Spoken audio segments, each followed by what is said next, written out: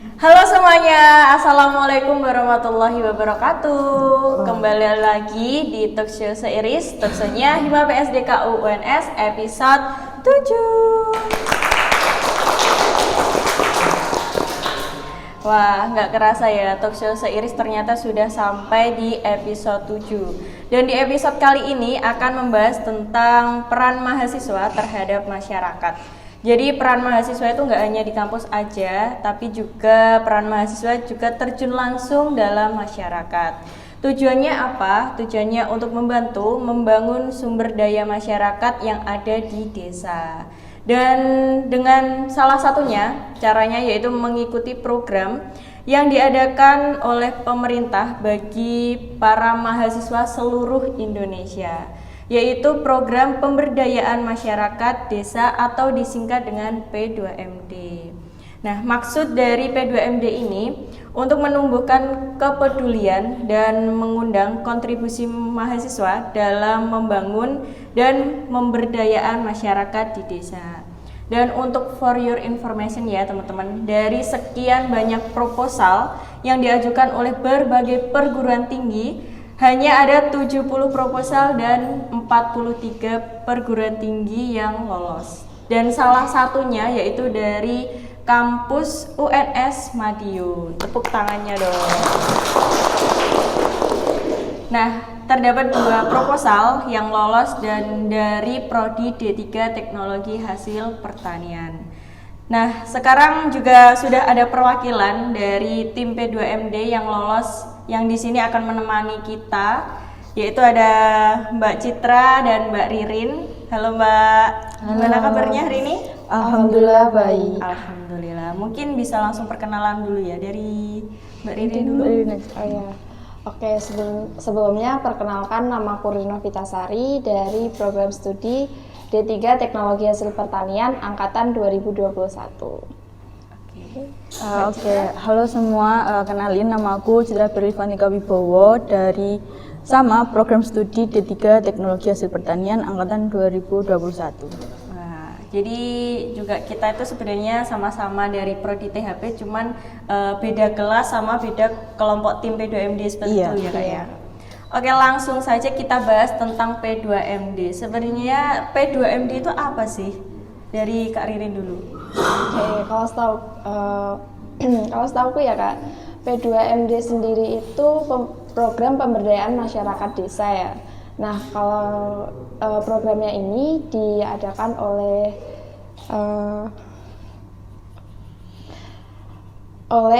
Direktorat Jenderal Pendidikan Vokasi. Nah, untuk program P2MD ini salah satu program untuk mendukung Kampus Merdeka itu.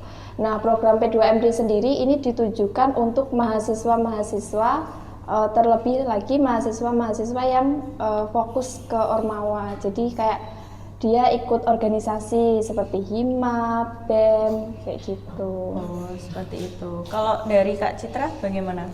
Menurut pandanganku itu P2MD itu mungkin kita nyebutnya sebagai pengabdian ke masyarakat desa, yang mana itu terfokus pada salah satu aspek. Untuk kami ngambilnya aspek ekonomi, yang mana itu bisa meningkatkan perekonomian desa. Nah, untuk programnya sendiri mencakup pemberdayaan UKM, terus industri rumah tangga, terus juga BUMDes, kelompok tani, pasar, sama bisa juga jadi penunjang ekonomi masyarakat lainnya. Oh, seperti itu. Oke. Kalau untuk judul atau program apa yang tim kalian yang diadakan? Kenapa kok alasannya apa memilih judul sama program itu? Oke, dari aku ya. Kalau dari kelompokku itu ngambil judul upaya penurunan asam oksalat dan implementasi drying house kepada porang, cabai, kakao dan kapulaga di Desa Bolo. Panjang ya. Iya. Alasannya kenapa kok pilih judul itu?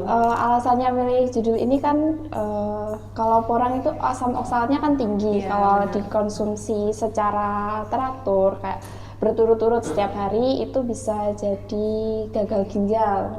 Nah, selain itu nilai jual porang sendiri kan tinggi tuh. Iya, benar banget. Tapi makin lama makin kesini kan makin rendah. Iya. Jadi diimplementasikan di drying house, dikeringkan dengan kakao, cabai dan kapulaga biar nilai jualnya itu lebih tinggi. Oke, seperti itu ya kalau dari kelompok di desa mana tadi? Di Desa Bolo. Di Desa Bolo. Kalau Kak Citra?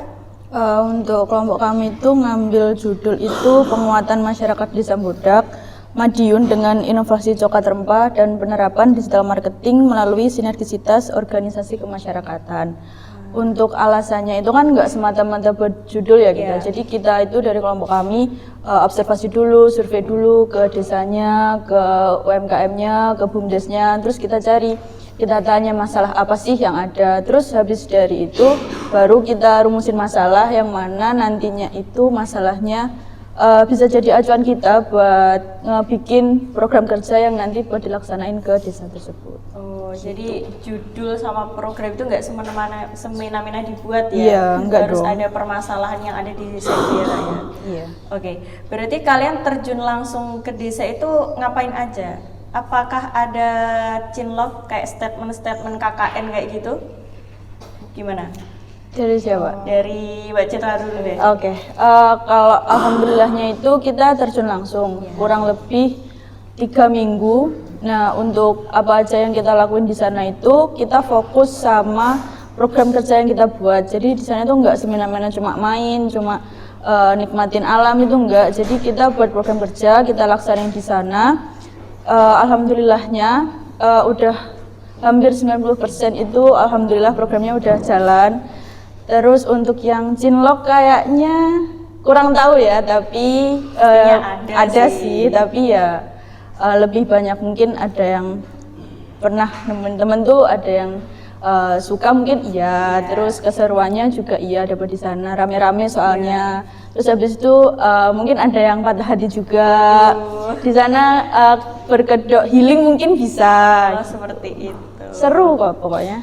Berapa lama itu tinggal di desa? Kurang lebih 3 minggu. 3 minggu. Meskipun 3 minggu itu kalau dirasakan juga lama Iya, ya. lama. Kalau dari Mbak Ririn bagaimana? Kalau dari yang kelompok Bolo itu programnya alhamdulillah terlaksana ya, terutama untuk pembangunan drying house. Yeah. Kan di wilayah pegunungan ya, sedangkan dari judul udah terlihat kayak fokus ke drying house-nya. Ini udah jadi. Dan untuk program-program kayak sosialisasi udah lancar, alhamdulillah dari masyarakat juga menerima program kita dengan baik, kegiatannya lancar selama 3 minggu. Nah, kalau untuk cinloknya sendiri ya kurang tahu ya, tapi harusnya tahu kemungkinan dong, ada 3 sih. minggu itu nggak lama loh itu. Kemungkinan ada benih-benihnya, tapi kalau yang pasti itu beneran cinlok atau tidak ya nggak tahu. Oke, pasti ada ya. Mungkin kita juga nggak tahu ya kalau masih berlanjut sampai sekarang gitu ya. Iya, ada sinyal-sinyal, tapi nggak tahu keberlanjutannya. Oke. Pernah nggak sih Kak kalian itu menemukan masalah yang belum pernah kalian alami di P2MD ini, mau secara internal maupun juga eksternal? Lalu solusinya yang kalian temukan itu seperti apa? Oh, dari aku dulu atau? Ya, dari Mbak Riri. Oke, kalau dari aku ya itu permasalahan di internalnya itu lebih ke banyak miskom kayak kan kita di desa 3 minggu ya, otomatis koordinasi sama dosen pasti lewatnya online dan itu 1-2 aja. Jadi kayak yang satu dapat informasi A, yang satu dapat informasi B. Jadi waktu diskusi, briefing kayak gitu, kayak ada beberapa cekcok yang miskom, katanya ini, katanya dosen ini gitu. Jadi lebih ke komunikasinya aja yang kurang. Tapi makin kesini juga makin paham sama orang-orangnya gitu. Oke, kalau dari Mbak Citra? Kalau dari internal itu mungkin ke ego ya. Soalnya kan kita kan 2 semester itu online, terus tiba-tiba daftar buat ikut P2MD ini, terus disuruh istilahnya pengabdian lah ke masyarakatnya 3 minggu. Nah itu dengan ego masing-masing orang-orang. Terus kalau mau briefing kan mungkin ada cekcok ini itu, pasti. belum lagi nanti kamu tuh gini loh, gini gitu. Jadi agak susah nge-backupnya juga. Mungkin kalau dari eksternal itu kitanya mungkin masih kaku juga di masyarakat, soalnya kan nggak terbiasa gitu berbaur di masyarakat juga. Terus mungkin kalau dari kelompok kami itu tertuntut untuk minta tanda tangan, terus persetujuan. Belum lagi kami ada program yang mana harus kumpul dengan komunitas yang ada di sana. Jadi kan mungkin agak kaku gitu. Oke.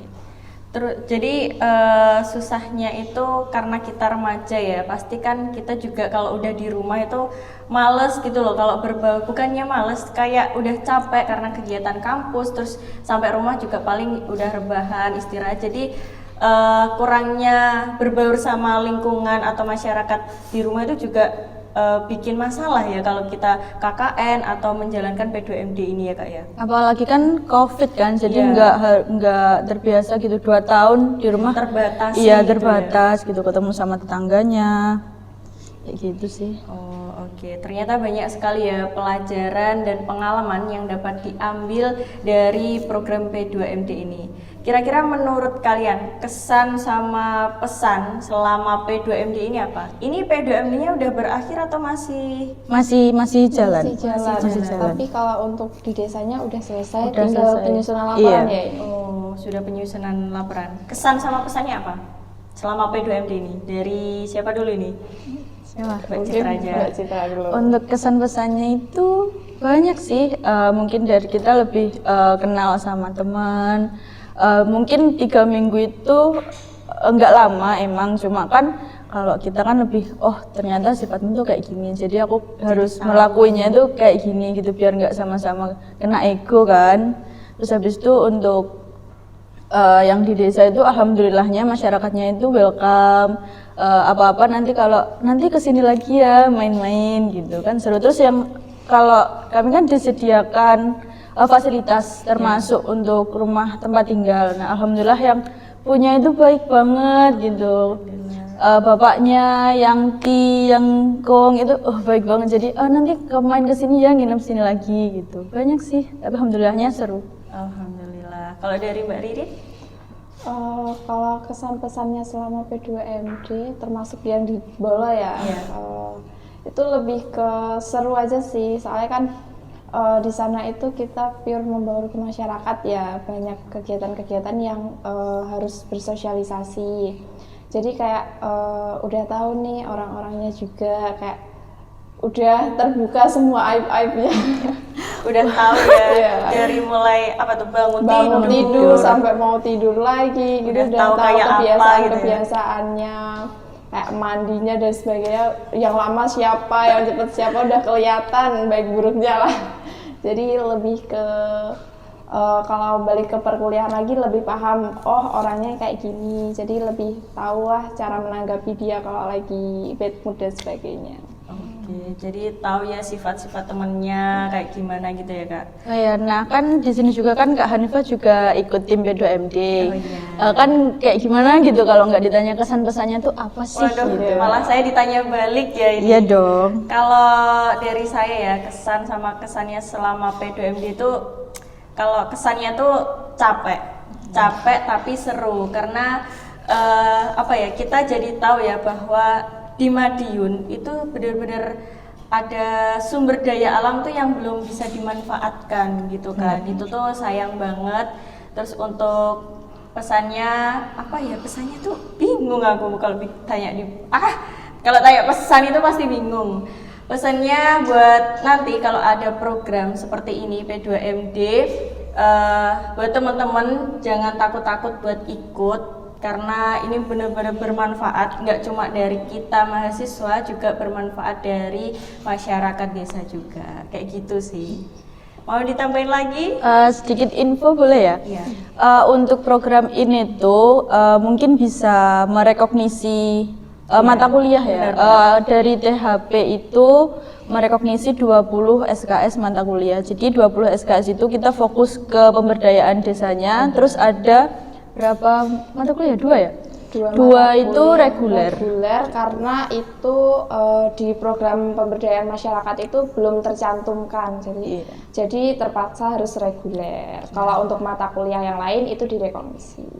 Wah, benar banget. Itu sebuah informasi yang sangat penting ya, bahwa P2MD itu nggak semena-mena tuh kayak dilaksanakan, Iya, itu enggak pasti dong. ada kayak rekognisi, terus juga yang direkognisi itu juga nggak apa ya, nggak semena-mena juga gitu, mata kuliah yang bisa direkognisi.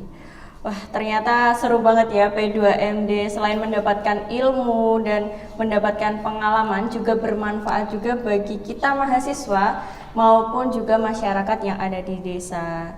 Dan ternyata kita sudah di penghujung waktu, Kak. Saya ucapkan terima kasih kepada Mbak Ririn, juga Terima Mbak kasih Citra kembali, sudah menemani sama-sama. saya di episode 7 ini.